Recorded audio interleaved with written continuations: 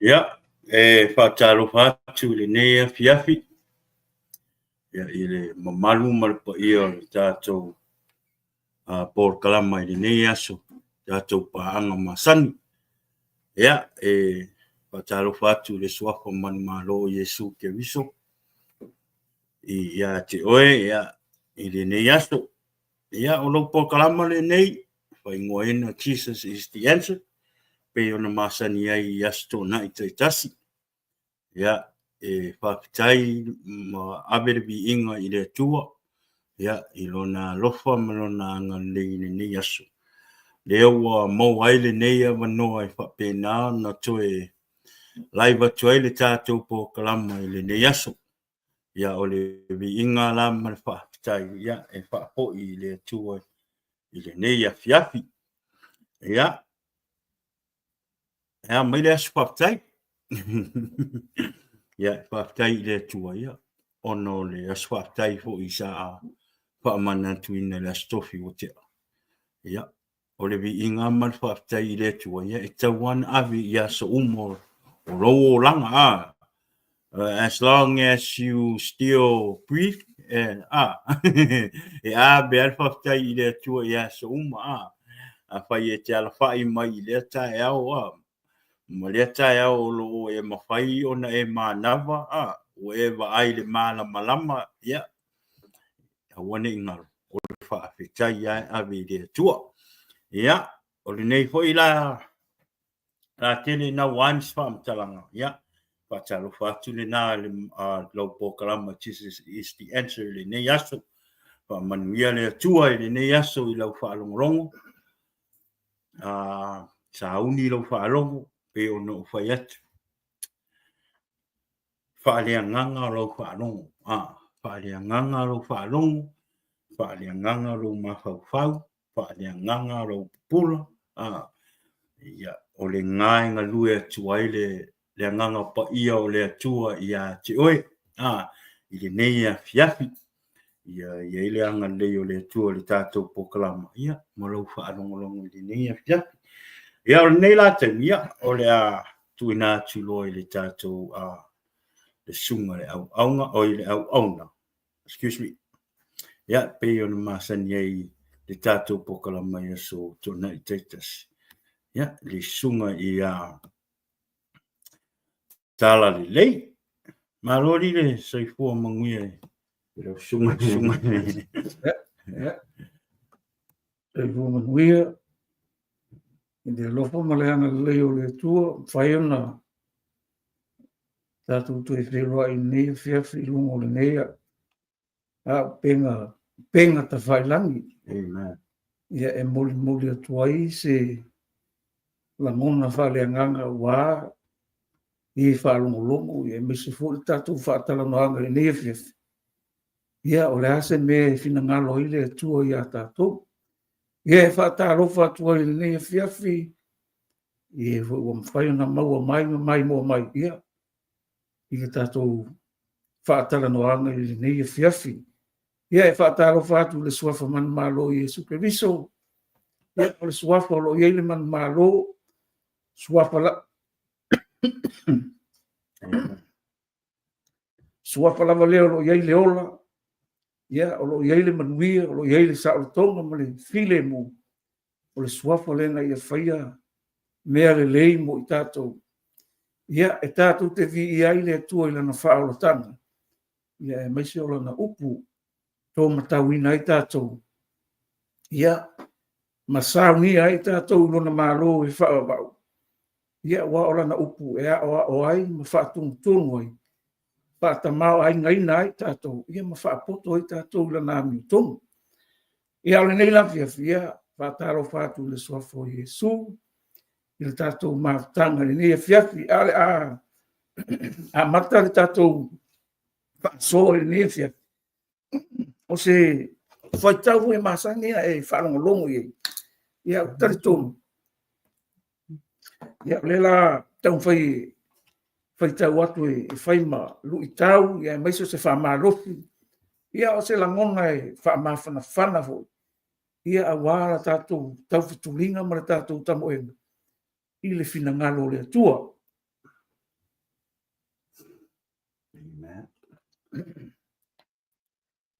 O ke amui ana le upu whapea o loi le tusi ngā pau le kalesia i Efeso.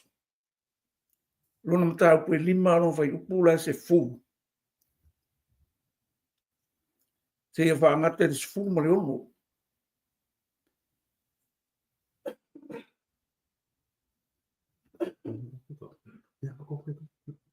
Ia le la whaitau tu le sunga ia tato pus whaitau ni kia. Ia. Ia su e o tau, pe se ase mea e fia i ai le ali.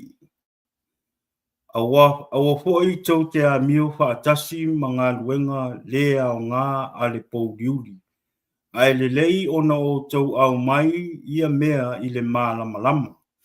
Awa o mea ua whaia whaalilo e i lātou, ua mata ngā lava o na tau tala i ai. A o mea uma lava, ua au mai i le malama, ua whaalia o mea uma fo'i e whaalia. O le malama lea.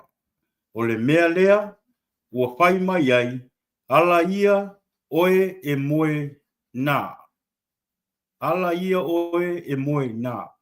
Ma e tūlai mai i e uoti, o na wha malama mai lea o ke riso i a te oe.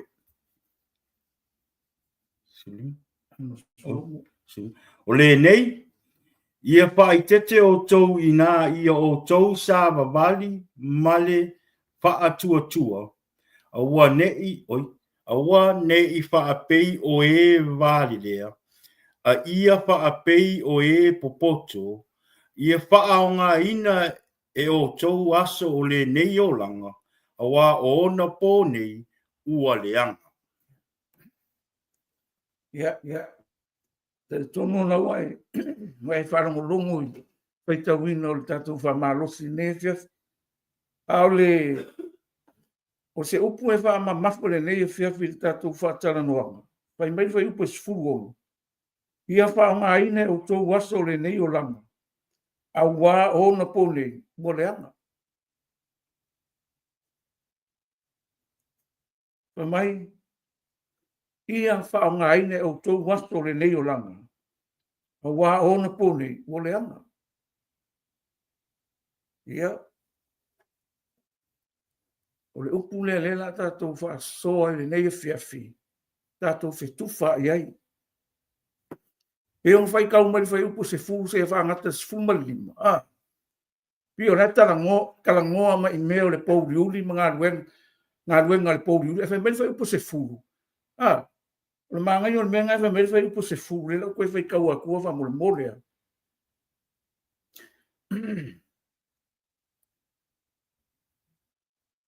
Ia su e o tou pe se mea e fia i ai le ali. Le atua lea. Ia, o le kala kuspa ia kala Paulo ia Timoteo. Ia whai oe ma le fia ma ia le atua. O le whai ngā ruenga le eise me mai. Na te vai tonu hina le fionga le atua. Nge ia fiafi. Kau ke oa, kau ke kala ngoanga i le fionga le atua. O nga pongi, bole anga. O leo koe eise mea koe whai ngofi. Wa whaina kāra so i whanga ka koe ingi. Wa kupu kele ale malama. Oka ia matupu tele aile ang sala. O ke leo whai atu nga i sisi tū. Alango le fionga le tua. O lai au mai saoa. Whai mai. Ia whaonga inge o tū waso o le neo lang. Wa ona po nei wale anga. I leo koe le nei. Ki roe le au soe. O eo whanongo rongo mai i le whaamarosi ngeti. I le koe po i le laro langi se le lei. Kako mama ai me he kupu ku e fio ke lope malo ke lo lora. O la kala ngo le malo loki o mea kau. O ai a pa inga. O le lalo langi. E paparo mea ia. Ia o le se kau kau ke le koe fo ina se le lei. E fai mai ane whao ngā aso le ngi o langa. Aisa. O ngā po ngi o leanga langa lai fai mai kala. Me kala Paulo ia Timoteo. lua Timoteo mta upu e tō. Lera whai kau akua.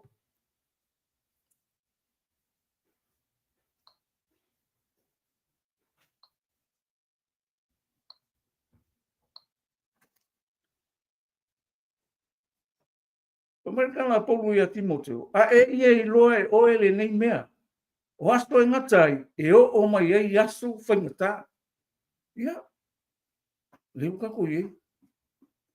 O kongo a inga ia wa pule a le kamakiki ia o whai a le roko. E o kongo whainga angu vai mele kupu polu. Ua makua maka uki a mele kupu le mule o whenga ma le masinu o le au vai o ai me uma. Mo le isi a lofa.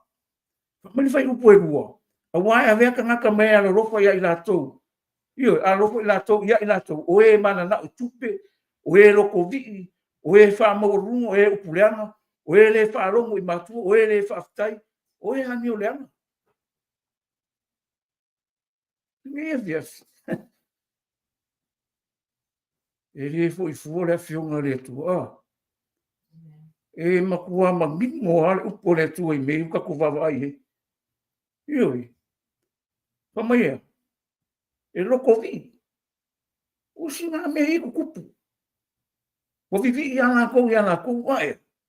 O e wha maurungo, o e upuleanga, o e le wha rongo I makua, o e le wha kai, o e ami o leanga. O e le loko a hinga, o e tu mawaenga, o e wha kua pua, o e le ta ofi mana o le tino, o e wha sawa, o e le alolofa I kangaka ami o le le. O ke le o le mea le ame paulo ngea kimoke, I e loa o mehi o le la kukupu. Le o kupu.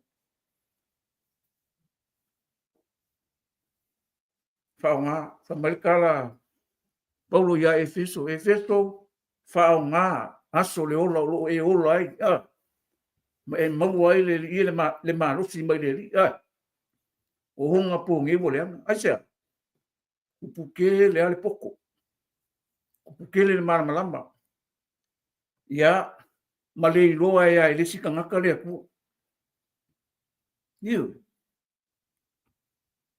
o le anga ia le sika ngaka le afionga le tu, aisea, o longa poko, o longa iloa, o longa marosi, iu,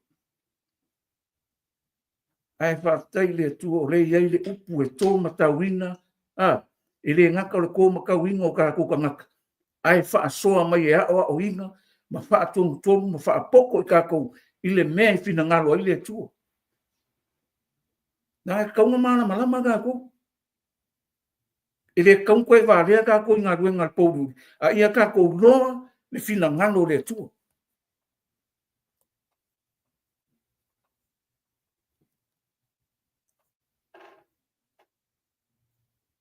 Famele whaasoa ni ngei fia. Famele kala tia nai whaawa I upu sifu. Mā ngai e hoi o upu ia paulo iri. E kare sie le la whaikau koe sungai. Kala tia e whaikau upu iwa masu se whamole se whaikau mai. Kala tia e wha.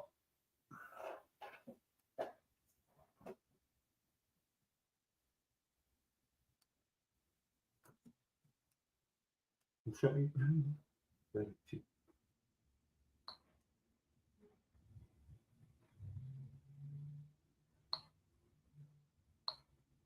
Le lo whaikau akua. A o nei ona pō ina ua utou loa le atua. Ai moni ua I loa lava e utou le atua. Pe a wha pe whea ona utou toi li liu nta upu mua e vai. Ma whaatau wha. Ua utou toi mana na o ea. Ia utou toi foi. Ia utou toi nofo polonga ia. Le vai mai sa ole fionga le kuia kaku. Awa kaku ki koe foi kua I ngā ruenga le pōruri, ngā ruenga le polonga. Langa le polonga. O le angasala, o le polonga. Ai fai mai nana fai upu ne e se fu. Tok te ana I aso, ma masina, ma tau sanga rongo winga. O le winga le upu le anga. E ke whao ngā. E ke whao ngā aso lo so I funga moro wora. E ke inoa le le fina ngalo le tua. Langa ne fai mai sao ana kanga paulo ia Timoteo. Lenka ku fai kau. O e le loko a ingo, o e le alo lofa. O e wha maurungo, o e loto vi. E makua makau kia o ngāme. O e wale koe manga o ku le kua. ua nga o mea le lalolagi mea ma nga o kupe o mea faafifia tatou faalatanoaga lenei e fiafi o le kāua i o oe i le finagalo o le atua ioi so te mea e lapataʻi a le upu le akue a kākou le o kaukala mai paulo ia faaogā ia whaonga, le wa ave ia e feso au a mai ngai a fiafi mo kako ia tatou whaonga ki tau waso lo tatou wola ma lo o tau soifua ia pila ngano le ku nangana me ma ngai o lo le le nangana me ma ngai o lo mo kwa mauti no le o lai ke lu fa kasi male ku o lai ke e ke la mo ngai ngala o lai ke ma fa i pe o por fa salamu salamu mua nga sa wole mea amu ia tangata e le savali di filfilinga e a mioleanga e le ku fo o ye le ala o yang sa ele no fo no fo e ta we ava mea e ma fo o ye le tula fo no yo ile au ma le po o ye fo e ma fo o ye le tula fo ile au a ko ma le po o ye fa pe o le la au e ko i ka fange we ka e fu mai ona fu ona lava tau e le to ufo yon love e manuia fo me umanga ke foi that's the blessing amen you have a blessing from God e ia ke ora manuia o le ku ioi ase ranga ke anga ranga ke no le ku le ngau e ke kausi ai e ke kausi ai ase ranga le ruma tanga le o le fea ngainga e ke rua fai fea ngainga ranga me manga i o lo le o le kua la langa o kero e maka ngofie e ka ua ia oi e pe o kala vonga le ka vika pe o ngau le aila i le vai kusa o le nganga o le kua o le upu o le ngau ka vika menga le famika pe o ngau le aila le vai fa pe ngale fa pe ngale le ngau o nganga i le kua isa e fia i lo le maka ngofie fia i lo le mamangu le kua isa ke fia me le maka ngofie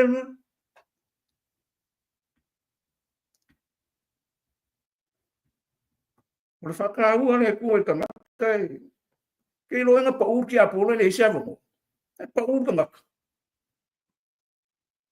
i le mo e le ka pungia le no fatumo o au me ngai ki fa le kongo o au me ngai ki sase o au me ngai ki ke lo ngai ki fa le kongo ma le ai le lua va ma le ko e mo fai le mano le toto e mo fai le toto Yesu mo fa le leia me umba e kene fai so le lei e kene fai ngai nga luenga fai le ko o e fai so le lei lua va ma le toto uma fa mau le fiso mo fa e ko losfu o me le langi ma me le la langi uma yo o le anga ko ke anga e le finangano le tu e le ko fai ngo fia so fuana a ka ko le anga le ko e le mo fai nga ka mu le finangano lo fo le tu ya ki ka ko e ka ke le maua e ke ora ka ma ngi o ka langa ya ko ponga mua ne la fai ka mai e sunga ma ngi o me ne o fai ka ku ya ko ponga mua fai pula lua pa mai a ia fai o tō mai ana i le upu ai awale na ona fa longo ia e fa se nai o tō e o ku ma ria a ia fai o ko mai anga i le upu ai awale na ona fa longo ia fa se nai o ku la le uno ngam o mo kwa mangai o mena e kusa pe ke fa longo le fionga le ko ia so uma ele anga ia a so le kele o la longa ka ko kele o la longa ka ko kele o mo faion ka ko vai ile le winga mon le fionga le asia e le anga i ka ko na le fa longo e fa se ina nga ko ka ko fa se ka ko ka ko se ai le nga nga fa ngo longo ai le tausi ai le kausi ai mau tangia o tatou roto le fina ngano fa ali o le tua e ala ila ngau fa longo ka ma fai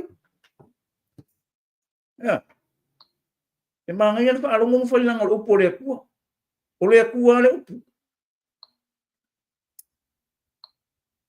e le mape o fai aku o ai sa o ai kum le ai o le upu le tua a ka ko anga angai i ke fa ngale le ia solo foi fu e upu ia va pe fa finge nga fai nga fai ia Yesu fa mai o lo feta lai anga ia nei mea a ua langa tele mai le tasi fa fine mai le moto tanga o fa pe mai ia te ia a mu ia le manawa na fa na mai oi ma susu na e susu ai a fa mai no kala Yesu a ua fe kala ia kuia e mongi a siri ona manuia o e fa long e fionga le tua ma tausi ai e sao kala le finge lango malia yang fa ka ngu o le tua no fina ngaro mai ele am ka fa mai fa ngau ka o malia len ka ngu o le me e sao la fa mai su e mongi a sili la le manuia o tanga te fa longo ia fionga le tu ma tausi la ia o mai kala le Yesu langa le fa mai kala a Jakopo au nga fa longo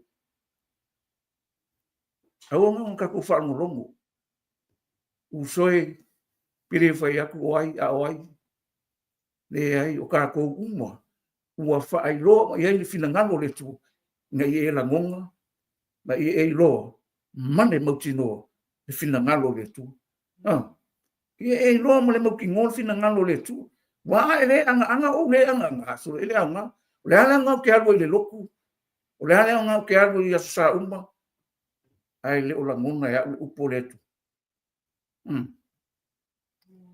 ya le ele se ui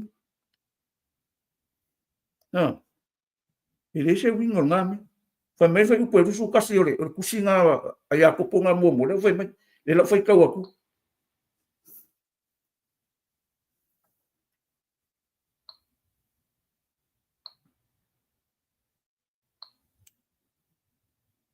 fa vai o le fo ia la fo ia me ele umma ma le anga silsili a ia talia ma le fa ma wala le upu o stoina o le ai fa ai ona fa olaina o to ngang a le la fo ai le la fo a ka ko le la fo me le ma me le anga silsili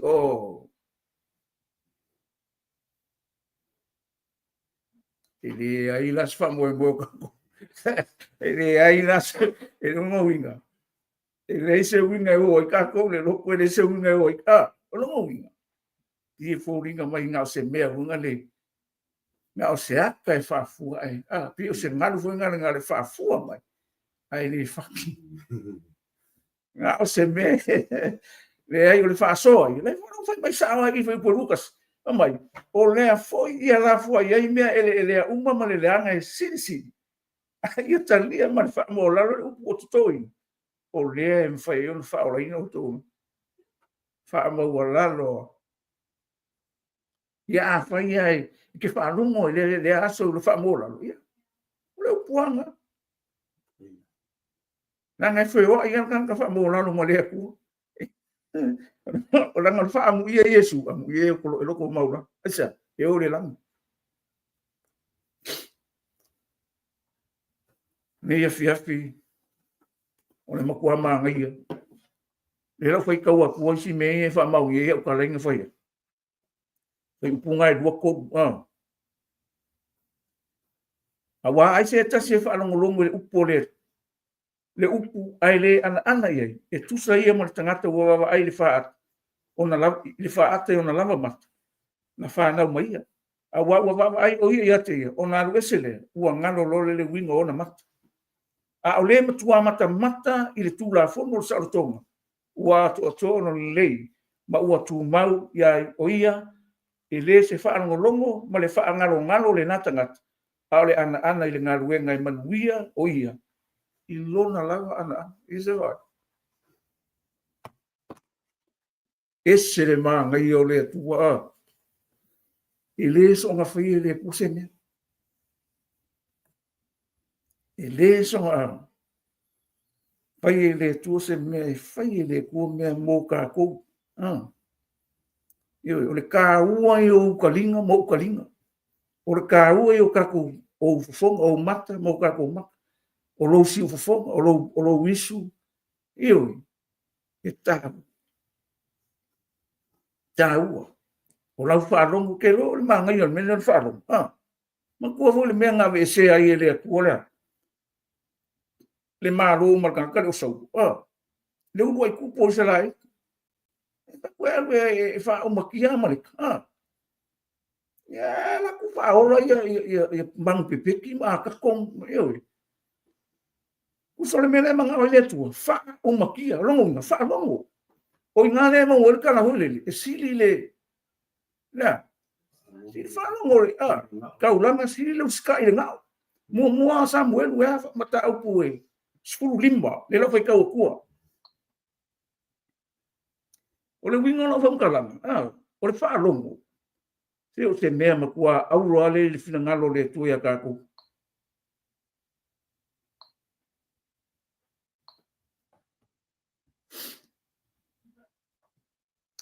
me o fai atu Samuel e tu se ona fia yo vai tau langa mu ma tau langa i lona fia le falo ngore si fongo yo fauta o le faalongo e sili le taulanga ma le usista e sili le ngao mamu e po longo winga kau ke le fini me o ka ko loko kau ke faalongo pula le mele ku kanu wai o mea le ku kau le ku le o amaleka e le ma wai le ku longo winga fa o makia ale wa anu sau au mai me le ku a mai fa ye kau la e ni me ma o le ku yo e sili le whaalongo ino le kaulanga e sili le usisika i lo le ngā.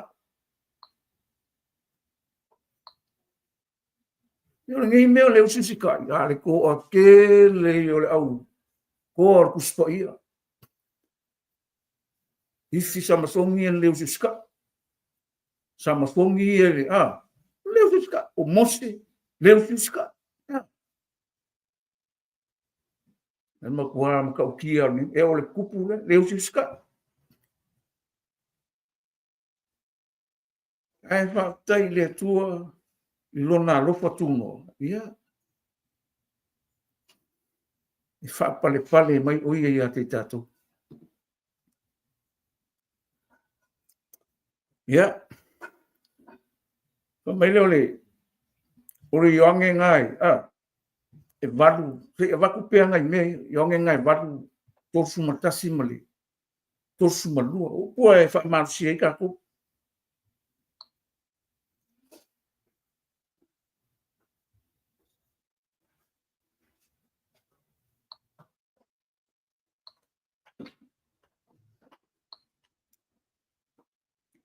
Mai Yesu yang au pufape. Ona te talai atu leo Yesu ya iutaia. O e ua taritonu ia te ia. A whaito te tū mau pea i la matau. O so o moni o tau. E i loa foi e o tau le mea moni. E tu sa roto foi o tau ele upu moni. So skanga ka kari kongua. So skanga ka whakua kua. Ale ufai mai sau. Ale ufai mai sau Yesu. E o karikongu a whai ko ke ku mau pei lang tau. O so no winga ka ko karikongu, a ka ko whakua a ka ko ku mau lang tau po Yesu. Ka ko so.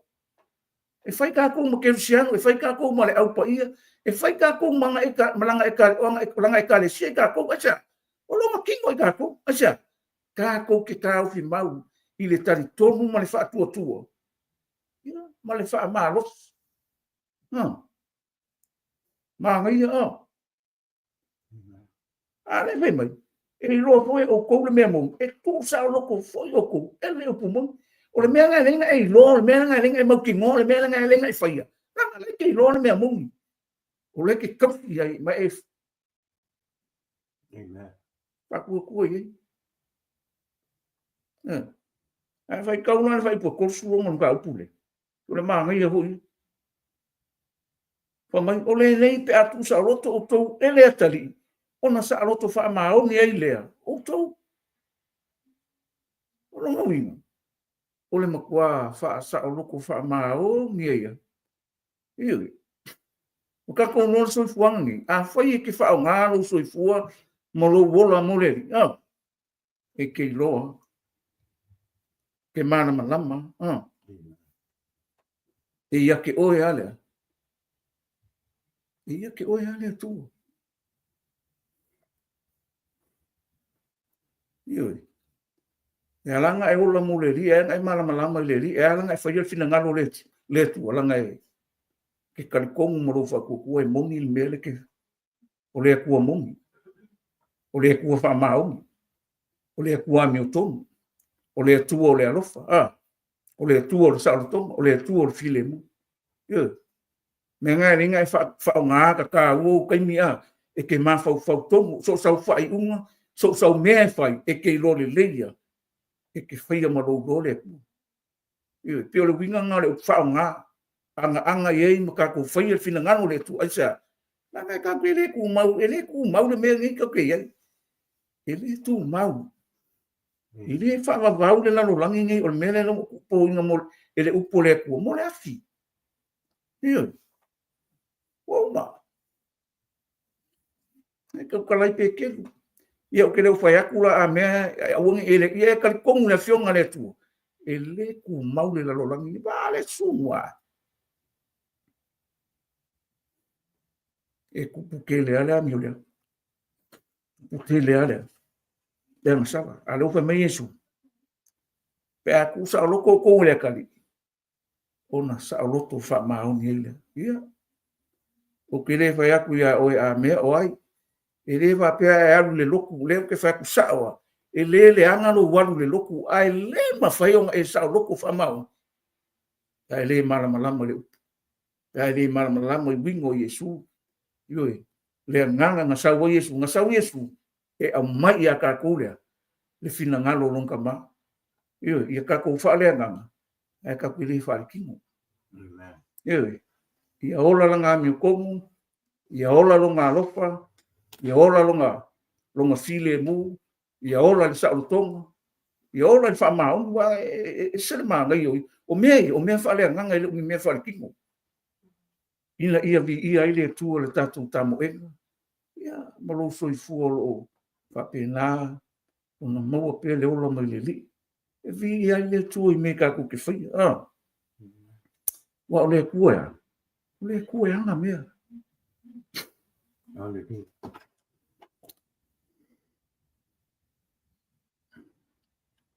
Usore mea sa o a pe au soi nefiafi. E kau ki whakakau anga ile a fionga le tu. Kako me whai. Pe kako ke wawa ai ile a fionga le tu. Kako me whai. Kau ki re so nga whai se mea. Nanga kako so nga whai lo se mea. Ia wala wasa lo kako. Mea ngai linga whai merkara kuspa ia. Kai mi fwe la whai se rupa pelu le. Le marumar whamai. Ole nganga ole tu. Ele ole marosi. Ele o fita. Ole nganga ole tu. Ole ka au ole ka ko fa mo ile tu.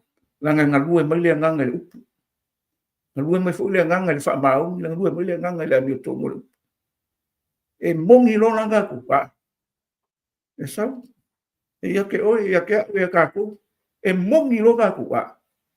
Wa sa wale ko mongi.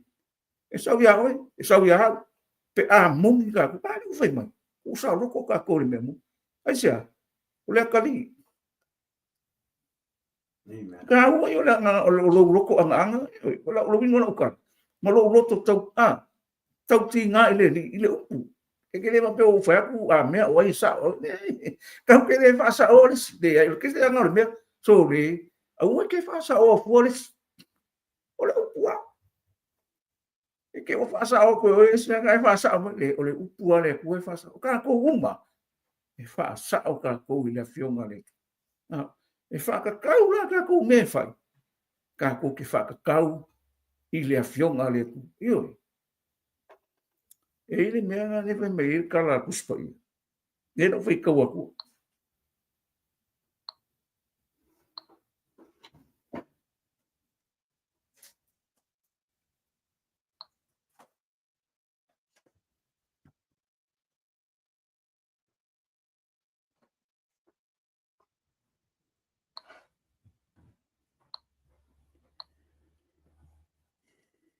Mai kala a peke mo pe ten tau pe favo po sukas. A fai kau kala sekas. Ia tu sa mafionga le tu. A fai e una setas. Ia tu sa male malusi ho ina mai le tua. Ina ia vi ia le tua I me uma lava. Ono Yesu Keriso. Ia te ia le vi inga male malusi fa lava me. O leo fai mai ia pekelu. A fai e kau kala sekas. Kau tala tu sa male fionga le tua. Io. A kwango fikol mele. Pe ora kala hui lele mo ani mta po to foi po suva. La ufana. Aua ko ke aro lofa kau ole upu. Amen. Aua ko ke aro lofa tau ole upu. A ole a mio mali fa mau. Iwi. Ole mangai a vola mele a mai peke. Fa mai ole marosi o fo ina mai le tua. Ia la família, ia vi ia ne tua me umalawa. Ono Yesu Keriso. Ioi, o longo winga. A ka ko kau kana ku samala fionga le tu. O le meu fai mai Yesu ya ka ko. Kau ke ola ai ma ka ko kau singa ia. Ia I loa ka ko fina ngalo le tu. O longo winga. So kanga wa a pe o o ngale ku. E ka kau anga. Na ka ko kau kana ku samala. Mala fionga le tu.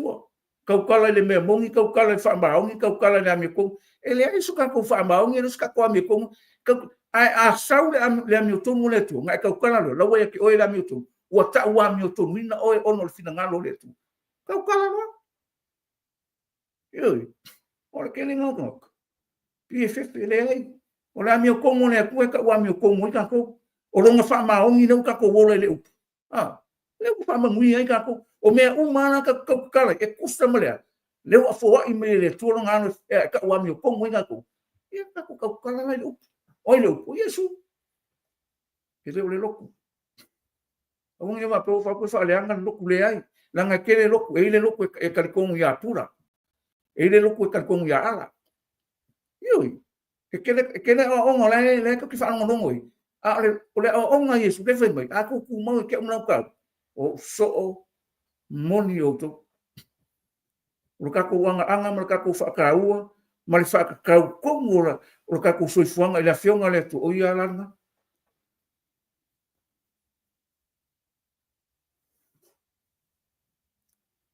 nanga ila ka fai kau mala ka mai kau le fionga le to o le manga e fai no ka e le fai ngo fi e ke o fa peses e fai ngo fi a o ke me mongi e o ka ko roko mongi o ka ko ma fa mongi o ka ko roko ka ko ke fi muli le ia e ke usi ska I lo me leva mai le tu ia o I alanga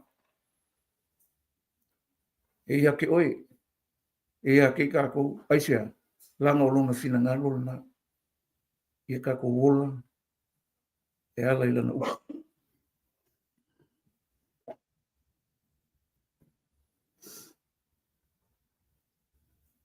aua ngi o ka ko walo lo foi ka u a ole a mio mo fa ma ole ka u or ngame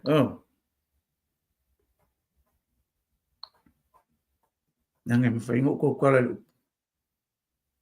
ya ke le ola o le winga ngal me a fai na o ke kau kala le upo a wola o ngala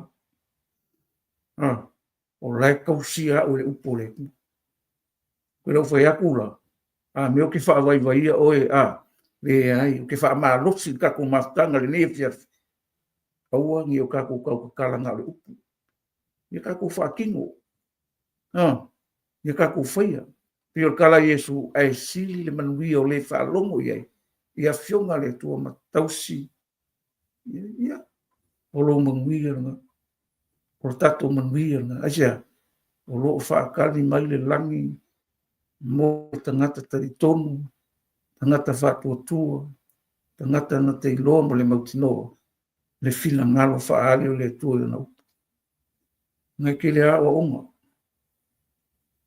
ke le o onga ke mingi o le longa e o singa ka karikongu ia Yesu fa mangaku le maliu fa mangaku koe ku ai le karikongu le koe fio mai o Yesu o le ala le winga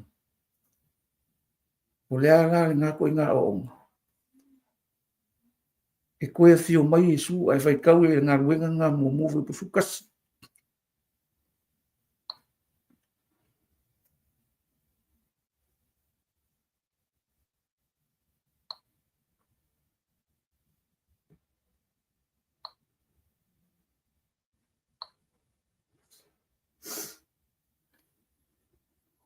Mamai, ua lātou turi mata ia e le langi, a o fio a e o ia, whauta foi.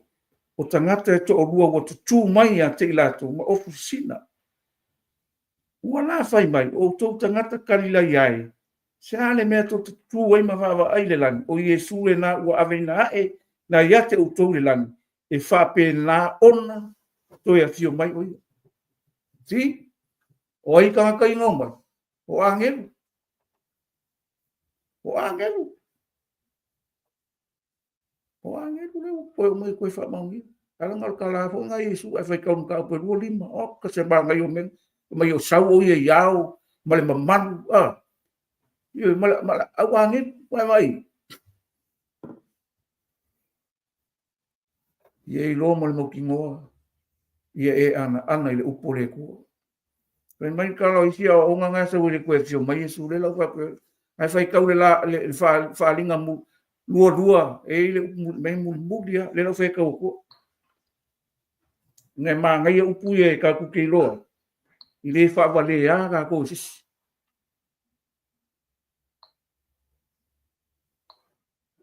E upu e o le whai mai. Le whai mai ele le anganga i le whara. Whai mai, ai se tasi fo e ave ese se upu o le tusi o le whara ama. E ave se ina le atua on tofu le tusi o le ola. Ma le ai pa ia, ma mea ua tusi ai. Al fai upu ranga mai, a wau tau tino atu ia te ilato umo e whaarongo i upu le walo anga o le neitusi. Ai se tasi e whao popo mai se upu le i nei upu. E whao popo ina atu e le atua ia te ia. O mala ua tusia le neitusi. E le mawhainga whao popo. E le mawhainga ko ese. Ua whai mai le mo le mau nei mea. E moni o te wawe aru atu. Amene o lea lava le ali ia Yesu ia e a fio mai. Mai le mo kwa mai i. Wha so le olanga ni e ke ma fau i le fionga le tua. Langa i le uma. Wangua kala le Yesu whamai. Luka ngā sfunga fiku vai upo. Lua ongo whamai. Wai pe o ngā whai e o ngā pō ngoa. E whape ngā hoi keimi o roka. E whape ngā i le so le tari o tanga. Keimi o na kari o ngā karongo winga. I le koe fo i a kā kou se mea. Keimi o le lolo ia ngā malemo. Ngā malemo le nganga. E a kongo hui wha makia le vai le lalorangi keimi o moa. E a kongo hui ke ngofo mai me wa ai mai me a kongo ngai ke malemo wha le ananga. Wangi mea ngai ke kau e ai fo i runga wa mafu ke. Ala ke nini o le ea i runga o ka kou wasa. Malaka koe a fio mai o Yesu. Malaka. O leo koe mamao koe a fio mai. Ke wa ai ai mei kukupu. Laka. Kai mi o loka. Mai kala le kua. Mai kala a ngenu ingo. Mai aia o koe kepa mai kua. Nā me reku. Alu a koe kepa i kua singe ea. Aisea. E alu a longa loko. O koe laef tia wa aia i o i me i aso konga. Aisea. Nala olo pala inga mea langa olo. Longa winga. E fie i. Mea ranga le kupua masima. Mai kala Yesu ea. Ao le kangonga lima suoma koe kepa i kua mea.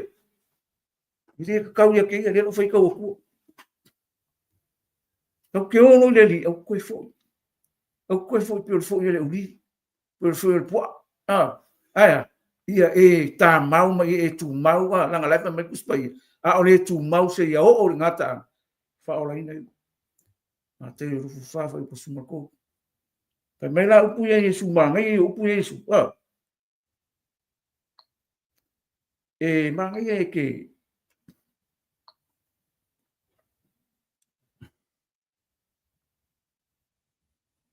Markala Yesu le. O mai o ka mai.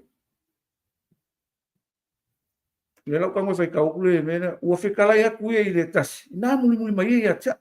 A ua fai mai o ia. Le li tu mai ia cha se i walu mua i tangu lo tama. A ua fekala ia ku Yesu ia te. Na tu pe ia ie wot. E tangu o ratu tangato. Aoi e te anu matala ia tu le malo le tua. Ua fai mai o ia i le tas. Ua fai mai fo i le tas. Le li o te muli ati oi. A ia tu mai ate o se i o mua i wha maa vai lo ai. Ua whekalai atu Yesu ia te ia. O le tango na lima. I le suoto sina ma tepa i tua. E le tatau ia te ia le maa lo le tu. Longo inga. E ke kango lo e o le winga o le sua kosinga. O le au nanga. O lau tau tua. O le finangalo le kua le o kau kakeo e fai finanga. Lai awan maa ngai e fo le mefa mai. Kuka nga kao kio ia e kango la kangato. So le ala feola kangaka. O longo inga, o ki wha lea nganga. O ti lea nganga. Ioi. Ia koe whai mai leo le ni si mua ia. Si mua wha maa vai runga ai. Ia le upua ia le tu. Ai anga. Ai whata hui na le whiunga le tu. I loto i pua mo tato wora au kako inge. Ia. Ngā le whai mai. Ia whao ngai o tu waso le ni ora. Isa. Ona. Po ni wo leanga. Ona po ni wo leanga. Aisea. Nanga le poko ka ngaka e esea. E ese mafofonga, e ese langonga, e ese manat. Pi ho foi mai kana a isei ai. O mai le kua. E o ko manga kuele o manga. O ko war. E le o war. Io e mango bunga na manga kule kula ngala sina mai le lang. O le lang ia mi o ko. Se vi fa le ko nga ku. Sa uli o ye mai ana ka kiui. Le o kingo Yesu. Yesu o le ana. Ala o pumoni ala o le ola. Ua whaata uina i tātou oe aro rofa i le tu. Le whai mai. O le kanga o longa lima suo ma koe kepa i kua. I le ka kau ia ke ia le maro o longa ina. Kau ke olo. Ia anu lo e whiwhina ngano le tu. Aisa. Ua whaadia mai i le tu e langa upu. Longa mangu ia le umu.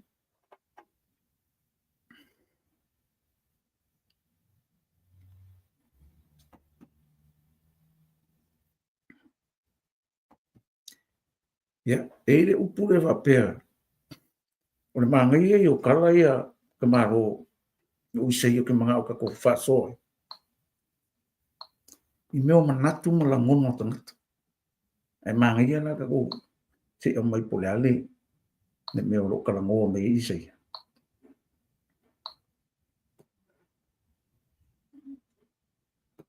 O mai isei, o i ka rofo ia te ila tu o e whai mai. O le leile me leanga, ai leanga le me leile. O e whai ma malama le pōliuli, ai whai fo i ma pōliuli le malama. O e whai ma mea sua malia le mea ona. Ai whai ma mea ona le mea sua malia. O i ka rofo i e o poke o la tū langa manatu. Ma ua whai ma tangata ma whau i o la tū langa tau. O i ka rofo i e malorosi e ingu le wainga. O e whai ma tangata toe paru wai le awa. O e ta ua mea tonu ina le pangota ona o le taui. Ai ave se ina le ame o tonu, ai ame o tonu. O le neifa pe o na aina o tangutu o seito le mumu o le afi. O pe o na pā u. Fo i le mtia mang ua mu. E wha pea fo i o na palo la tō waka. E pusa e fo i o la tō funga e pe o le fuefu. Wa la tō la fwai, le tō la fono i ova. O au la tō ino fo i le afionga a le pa ia. Isa rai. Nā nasa mele mulinga. Ua lātou ino foi i le afionga a le pai o Isarai. Ana māngai ala mele fa mai oi ka rofa. Ia te i lātou e whai mai ua le le me leanga, e leanga le me le. Ia a whai e leanga ia ke oi le finangalo le tua. Ia kaingi o kaunga e loa. O le o le kua e le whaakusania. Ioi, pe kako ke leanga i le ia le kua. Pe kako ke mumusu o lai ai ale le o le kua. Pe ke whaalonga kā, pe ke ingo, po ke ingo. E le ia le kua, e le sui. Ioi, e le ia le kua. A walange whai al fina ngalo ne tua ma meleanga. ai fai me le o langa nga sala o langa i le ka ko le ku nga ngau le kingo me le o langa i le ka ko ia me nga ia le ka ko fina ngalo le tu acha nga o le ko le io mai o e fai malama le po riuli ai fai foi ma po riuli malama a o lo a fai o ia ke o Yesu ngai ke o le malama le o a fai le o ia ke ia ngala ke po riuli o longo winga la a fai la ngai ke po riuli o e fia na le po riuli fai malama o ka lo fala nga le fai bai o ta lo fa o ka lo fa isa le ana voi la fai mai kara ku o e fai Yesu mo po riuli e fai le la ro la mi malama Yesu num tau punga e valu kuse o ne fo sumaru o le muli mai ake ele lo e il polu ai ate il malama le o fo mai Yesu le amakamo fo o le malama le la pulo maka fa le nga malama lo nga i lo e lo loko fina ngalo le tu ua fa malama ina o la ngole li o malama le sa Wong e fa loko lua. Aya, e lo mo le matino. Ia e fa nga aso lo suifu. Aisha, lo o fa tali mai lele.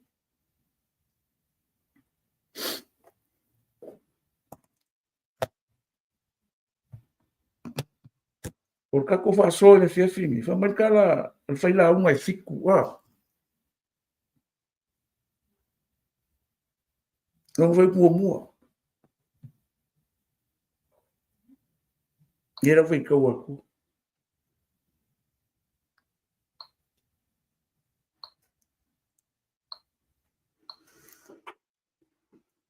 E sili ona le lei o le tau le leia i le sua u le lei.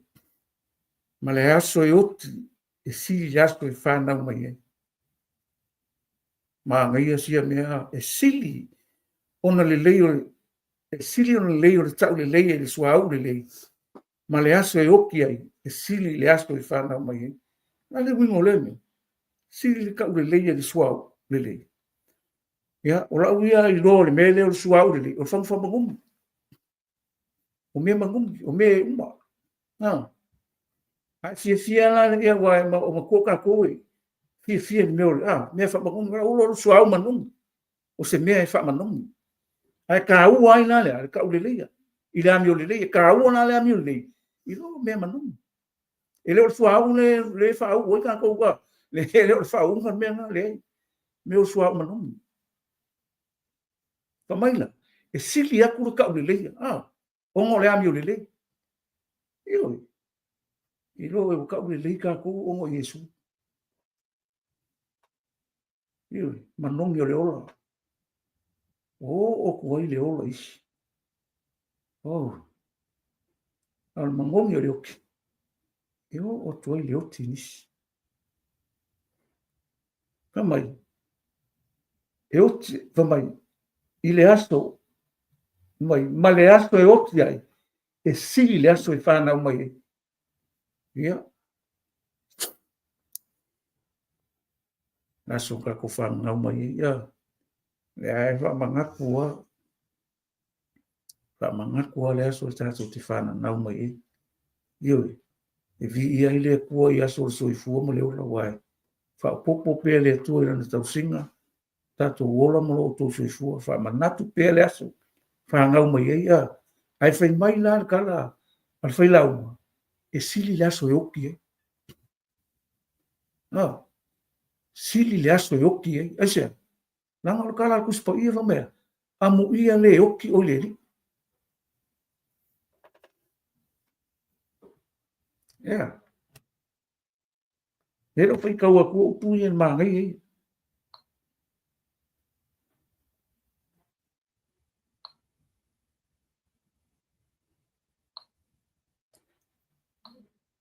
Mai upo Yesu.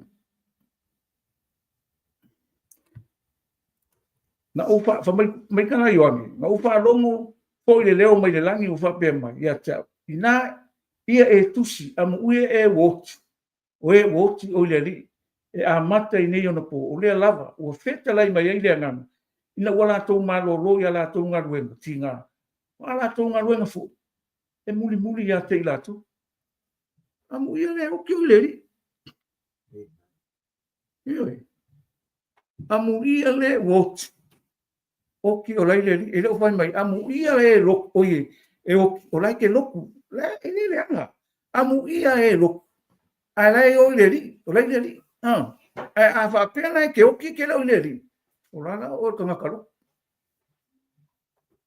o fa so ni fia fita to maftanga tu walo po ia mo lo mo o fa so ia o le fionga le tu a mo ia o pe e ku mau a mo ia o pe ai pe a mo o mai o e le li ya le au o lai fa pe on fai a mo ia o e asia ranga ya o le lami wai malo luinga ki nga mo finka so fuanga aya lo e fa kasi mo le li a mo ia fai mai no mai an benga fa mai ka nga fai lau e si le aso e opti ai no le aso fanga mai eu ole ma nga ye yo ngi me o so fanga o pe ka ko va so le ia a o ki fo ele i ka lia Yesu e fai mali ma faula o ka se fa le con o ka se le o fai mai fai la un e si le aso o ki o le ale ngai ke o la e mai maulo le ale o le se me ke ma ko con yola o punga Yesu le mate se fu le lo ko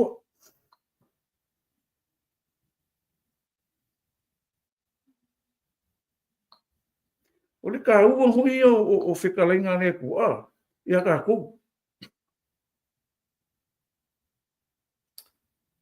mai o le mau lo ngola e mau ia ke o le fa mau lo ngola ona o e mau ia o le mai fa mai le upunga o le kalia o kalia o ko o le talia foia o talia e ia o le awina mai o le talia fo se perfetta i le ngole perfetta e mau e ia le tau o perfetta o le talia fo se tangata mi o tau le ngole tangata mi o tau e mau e ia le tau o tangata mi o tau ai se ame fo le tau lava fo tau lava se ipu vai maru e inu ai se taki o la tau nei fa tau vai le ngole so e moni o te fai atu ia te o tau e le mau na tau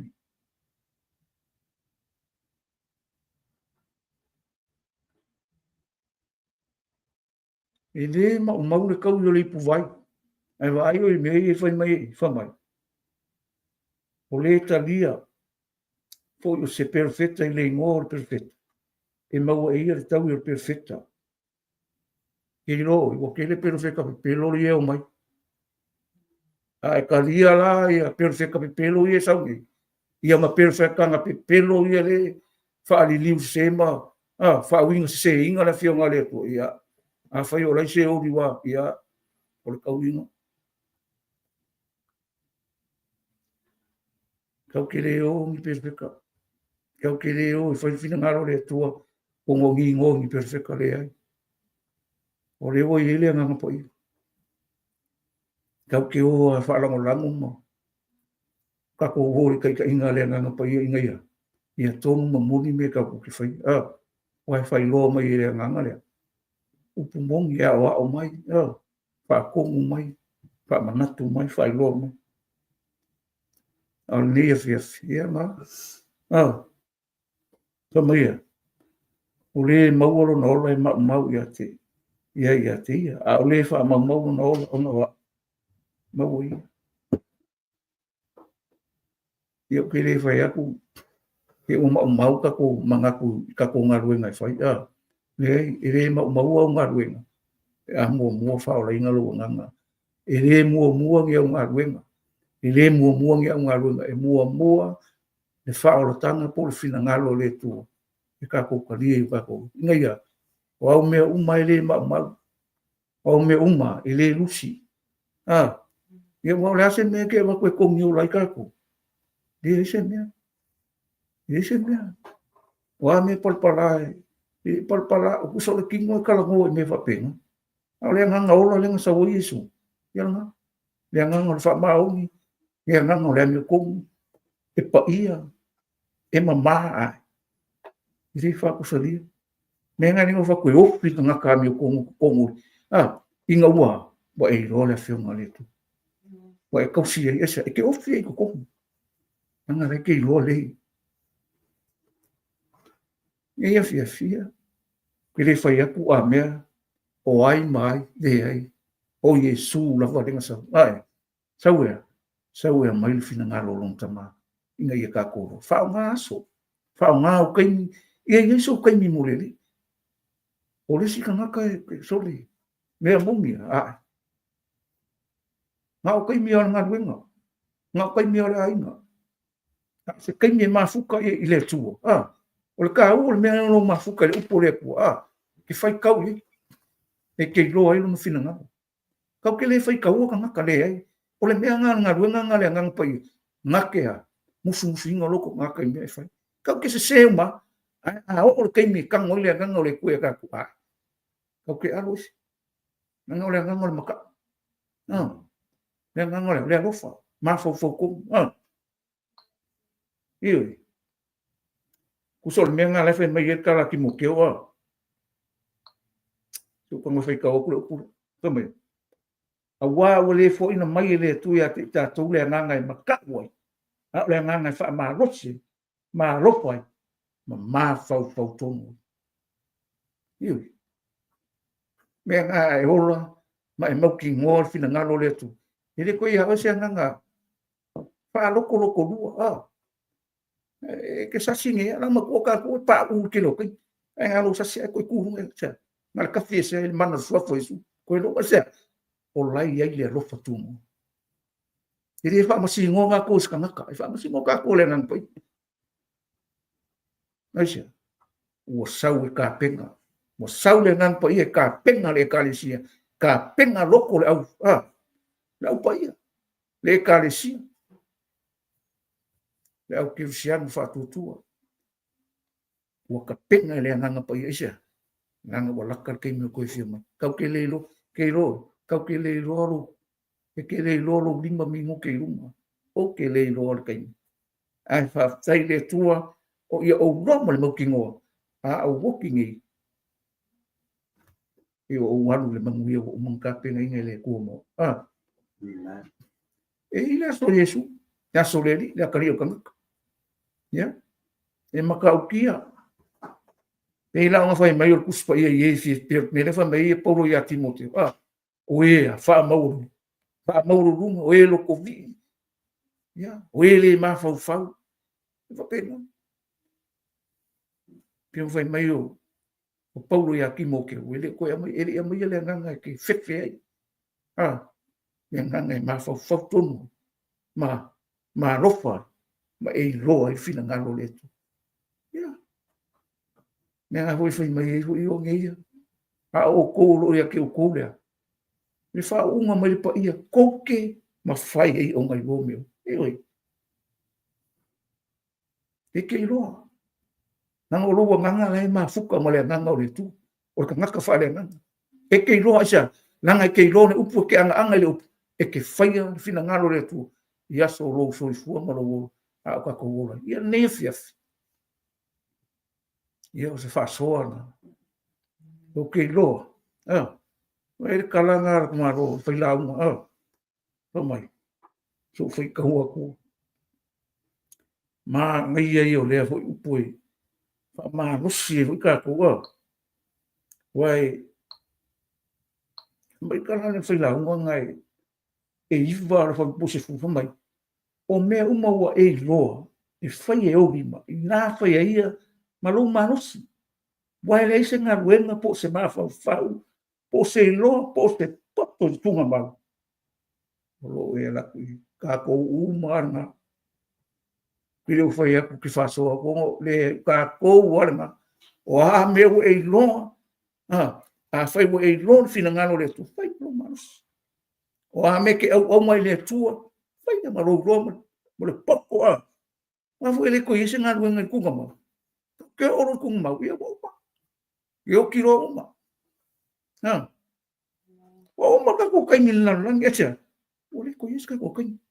Ua e whelo ai malori. E vai mai. Po se ro po se poko. I le kunga mau. E le ro e alo. Wale ko ia se poko. I le ko ia se malama i kunga mau. O umar kai. Ia i lo me ke whaia mo le kua. Ia i lo whaia. Ma le whakakau i le whina ngano le tu. Ai tea. Ngara ua waku i le kua le marosi. Ma le mawapoko ma le ula e keu.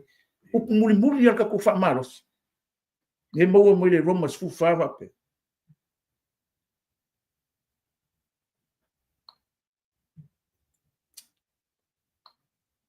Makako. Whamankana kamaro pogo i le karese mai. O le manatu le tasi. Le sili le tasi aso i le tasi aso. A le manatu le isi. Ua tutusa aso malava. Ia ta ito atasi ma mauti noa. Rona lava manatu. Ia. Pa mai lea. O le ana i le aso. E ana o ia i ai ona o le ali. O le ana fo i le aso. E le ana i ai o ia ona o le ali. O le ai o ia ona o le ali. Wa whaftai le atua.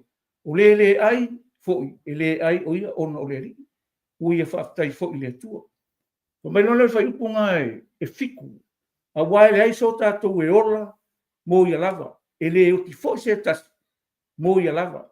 A wai tātou te ola mo le ali. Pe a whai e oti. E oti mo le ali. O le nei pe ola pe oti tātou. O ta ngata lava o le ali tātou. A wā o le mea lama lea. Na maliwa i ke riso ma ua toi tū mai. Ai. Ma ua toi fu ai. Ina ia whaia o ia maali i e oti. A toa mai o. Ia. Ma umangi ngā kara.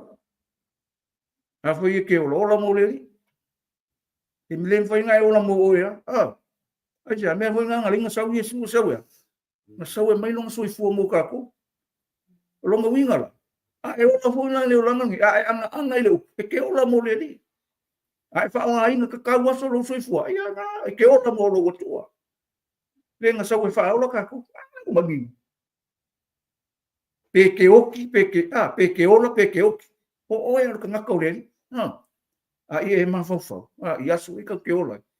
Lefa mai. Ia kukusa so umai. Pe whare kongu pea. Ia i lo le tua. Ia i lo le tua i lo soi fua mo tato ola. Ia i lo le tua mamana. I lo o soi. I lo o tau soi fua mo tato ola.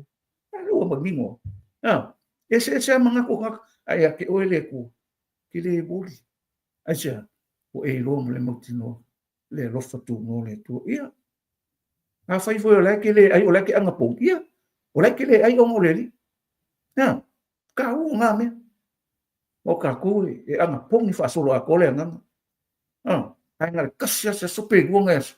E anga pong hirki. Ai fiku wa solva eso. Longo e lima aso. E anga pong e le. Longo. Longo nga menga anga pong. Nga le fama. Ai a faila e ke fa nga. A solo so fu e ke ma fuka e upu. Ma futa e tatau. Ma futa e anga pong. E ele tai le tua ono lon finangalo nefi ia o le mea lava lea nga maliu mai o ia sau e maliu mo kako suli kako a vaku kako nga sala malau amioleanga malau amioleanga aves masufa i longa kingo rungo sako ai au mai lea mitu karo fai ua ola e su ua ola lana miutungi ai kako ai sea na sau ya tu ina mai no so fua mo no po tato se ola mo ia a fa nga ke ola mo ia o nga lai ke i lo le fina nga lo tu ai e lo ka ko ke ola mo le e ola pe o tato tangata le tu ia fa manuia mai le tu le tato fa tala no anga mo le ma futa le ne e ala ina no ono Yesu. God bless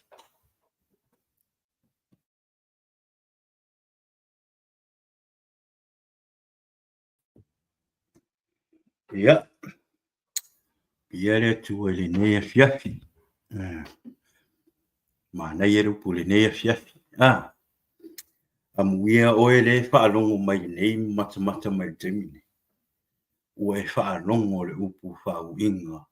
Whauinga le atua le nei fiafi. E pei ona whaasoa tuai lona uauna le nei fiafi. Mana ia upu le nei fiafi. Whaamangmia hui loko ai singau pemwhaingau se kau whaasoa lai kiki. Ia, o nau tu whaalongo. A lena tau mwhai e whaapopo atu.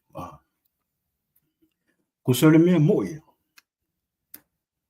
Ua te tau ia te oe, ua te tau fo ia te au. Peona tatu whaalongo i upu. Ua te tau o na whasioti o tātou tū o le tini.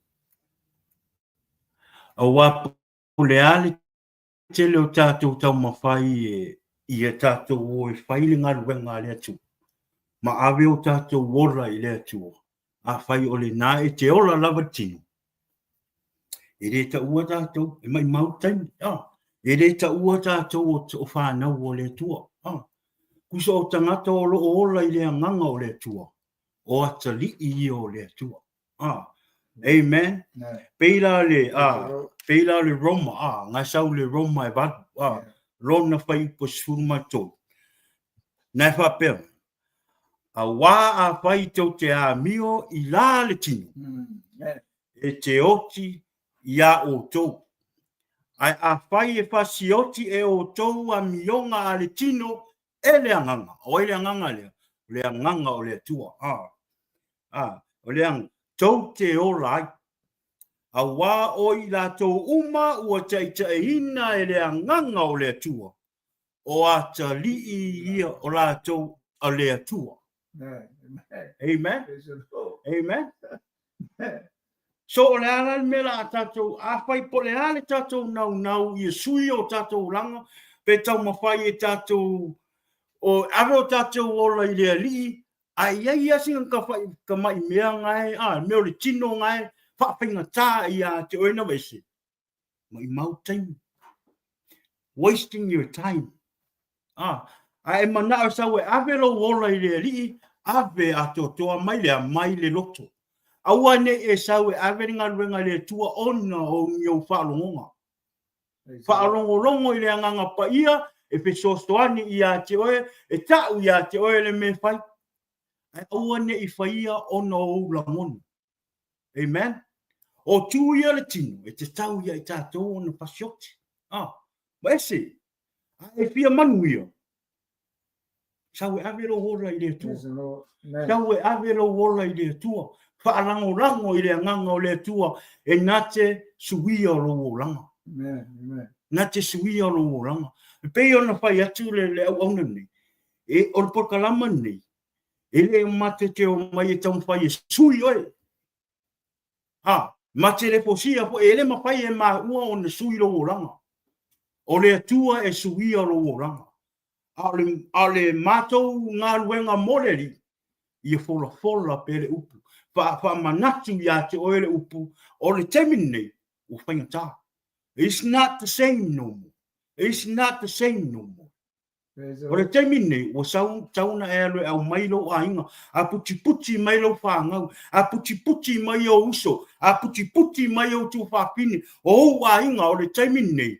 O le awe lo le ora i a Yesu, ke viso talia Yesu, e a vea mo wali i mo whaola. We don't, to Yesu time. We don't have any more time. We don't have any more time. Pei o le upu le neipo. Awe lo ora i le li. Awe lo ora i le li. E le esia o ngā o meritino. E le a o ngā. E alu uma.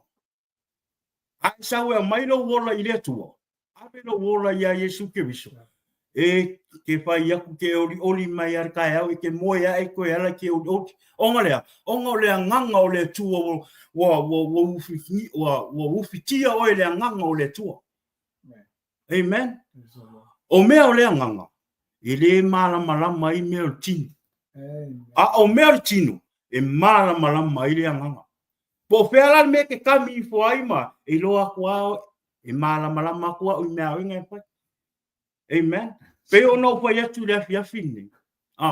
Pe ono mato mapa yatu. Faale nganga ro falongo. O fa na wale tu o fa na wale nganga. Faale nganga ro falongo. Faale nganga ro vai. Amen. Faale nganga o me fai. O ngai ngake vai le ngalue ko le nganga o le tu o yoloto. A fai fo e se me o fa vai o le aso le fiafini. Ale upule o umono. Fa marusi to elon au na nias. Fa petai i le tu o le ne fiafi. Fa amanu ia ina o ne tangata i le upu. Ta tonu fo i o lo nga lua pe le nganga o le tu o ia te o i lo fa ngolong ne fiafi. Ia vi ia le tu o fa tai lau sunga i le. Lau auna i sunga. Ne fo i fiafi ma ngai fa soa. Ia o le inga fa fo i le tu. Ia tonu foi da ia o le ta to pokalama foi le na le ne fiafi. Ia tele ale fifa soa ma ia pa yaso le li foi ni si yaso luma. Ia so sa ia ma le stofi ia ma le stona. Ia tu fa soa tu foi le upu. Se o le taimini o le ta o ta on ta to matala. Leo o ta to va ai ai me ia tu tupu mai. Leo o ka ke o ai fa fu ka ko va ai.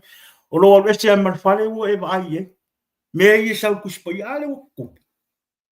Taimini o tauna salamo fa lango i le ri o ani me o lo o mapati o lo o paingata ia te o te foi mai ili talo i le tua pateta te talo i le tua ia so pai tau i tuspa ia try it le kaimi e ke whakaikai ke wa aila le ngalua ko le nganga o le tua ia te oi trust me. He done it for me. Mawhai e le tua o na sui o lo o ranga mai le mea sai ai. E mwhai fo e le tua o na sui o ranga. Lea, ia. O le porkalama na i le nea fiafi. Ia, papitai i le tua, papitai le anganga o le tua i le nea fiafi. I lona upu o tātou whaalongolongo i le nea fiafi. Ia, mole atu fo i la papitai ia te o lo o mata mai le nei aso ia po le nei fiafi ia ko man ia te le tu i lau whalongo pa tai me uma pa tai lo nga lei pa tai lo lofa ia fo i fata si mai tato po kalama le nei fiafi ia ai sisi ia o termine ia ai le i fa umale tato po kalama ia o tau sa mata mai le nei live le nei po ia ko man mi tele le tu ia te oi ia man mi fo ile sauni atu fo ile sapati ata eu ia o le na apa pe o lo e fia am si lo tu pe o te fia lo fa no le upo le tu ia o ngai lunga ka ko screen le trust now le lo mato lo tu ai mato fo ie kali sia in Hayward, in the Bay Area. If you're around the area and if you want to come and fellowship with us and worship with us, the address is on screen and the time of the service. And if you want to come and just go ahead, feel free to come so we can worship together. If you don't have nothing to do on Sunday, tomorrow, or if you want to go worship God, feel free to come and worship together with the Lord. You know, everything we do it for God, not for anybody else, not for me, not for my brother here, not for the portrait. Means everything is for Jesus. Amen. Amen. Yeah. Ai fa umala tatou po kalama ile nea fia. Shout out to the nea fiafi the pokalama. Jesus is the answer. Ile mato to fine ya fina. I fina. It was nice to see you today earlier, and we'll see you tomorrow. We love you, and we see you tomorrow. Yeah, ole tato pokalama le na ile nea fiafi. mo le atu lo faanga o le nei po kalama mo to uma a pai fo i o le po toa e sau. I kala yungi. Malo peste. Ya, malo yungi ya, ia le tua ya. A pai o le fo toa tu mo me po kalama ya, mal dia ya o le uma tu po kalama. Ai mawhai ona e tue alu tue replay ya wai uma lo le kako pokalama ya e America posta kui lunga le kako lunga le kako Facebook and YouTube ya manuia tele le nei a fiafi ya ye le anga le o le tua le nei vaenga o le nei po ya a le matou au nanga le nai le nei e fiafi ia te utou i le upu whauina le tua ia pe ona la ngaina lo na au aunga ia ai ia tele le tua la tātou toi tunin mai le aso atai au i le ongo i le fiafi i le asa kusor kako pokalama le asa i le po le asa ia wa mako ia ngale tasi ale le temi o le lotua na o tai au le se lotua ya ar ka ko pokalama la le sa ile po ya a faila o ila le loku po le o mala sa ke le loku ya sa lunga loku lunga e fa longo le upu le po le so la sa tu in mai le asa tai au pe o toi le ola malos ile aso le po le sa ya le tato po kalama ai manuia tele le nei fiafi ia e langa le o le tua tato te fito ile aso tao ia i tu mau pele bi inga ile tua ono Yesu manuia tele le nei fiafi pa tai so i fua. Jesus is the answer for the world today. And there's no other. Jesus is the way. Jesus is the